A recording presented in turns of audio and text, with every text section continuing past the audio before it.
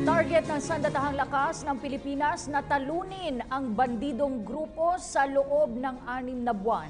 Tiwala naman si Defense Secretary Delfin Lorenzana na magtatagumpay ang mga hakbang ng pamahalaan kontra terorismo.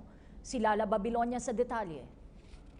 Gaya ng 6 na buwang palugit ang sandatahang lakas ng Pilipinas para talunin ang Abu Sayyaf Group. Ayon kay Secretary of National Defense Delfin Lorenzana, kakayanin namang maabot ito. Siguro hindi namin sasabihin dito kung paano gagawin. We'll just do it kasi baka naman na yung ating mga operational plans, malalaman ng kalaban, makapaghanda sila. But we are going to do something new or innovative to finish this problem once and for all. Paliwanag din ni Armed Forces of the Philippines Chief of Staff General Eduardo Año. Ang campaign plan kasi ina-assess every 6 months.